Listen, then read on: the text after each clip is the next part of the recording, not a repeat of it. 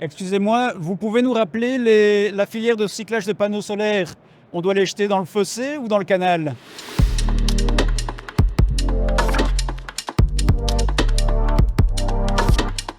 Bonjour monsieur. Bon, PV Cycle, on entend beaucoup parler de vous, mais qu'est-ce que vous faites concrètement?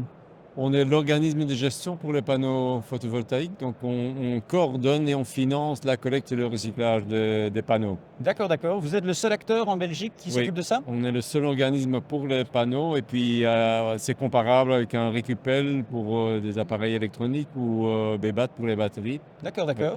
Donc c'est un peu une obligation de passer par vous. Plus ou moins. Il y a toujours la possibilité de faire un plan individuel, mais c'est quand même beaucoup plus difficile. Et donc, en effet, on a actuellement 400 entreprises qui sont membres de PV Cycle, Ok.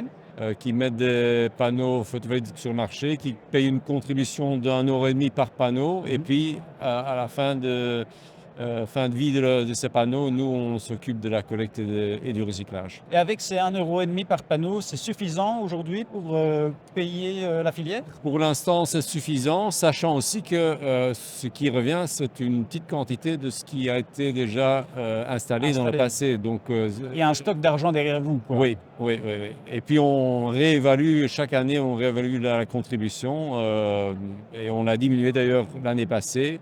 Et donc, on verra dans le futur si ça convient toujours.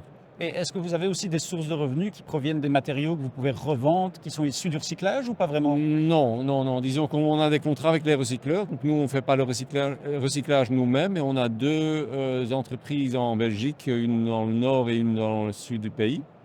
Et donc, eux s'occupent du recyclage. Dans un panneau, il y a des parties qui ont une valeur marchande, comme l'aluminium, et puis il y a d'autres, oui, le cadre.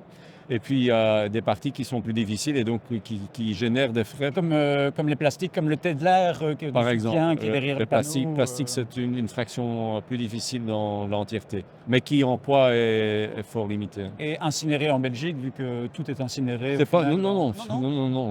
On a un taux de recyclage 99%. Donc, Impressionnant. ouais, tous les matériaux sont séparés et puis chaque matériau trouve ça. C'est pas un recyclage closed loop, mais c'est quand même réutilisation des matières premières. Quand vous dites que ce n'est pas un recyclage closed loop, c'est que certains produits, évidemment, doivent être downgradés et ne peuvent pas être réutilisés pour... Pour en refaire des panneaux photovoltaïques, là, les exigences techniques sont trop élevées. On a besoin de sable, d'ailleurs, Ouais. qui sont d'une qualité Oui, extrême. oui. Tout le silicium, oui.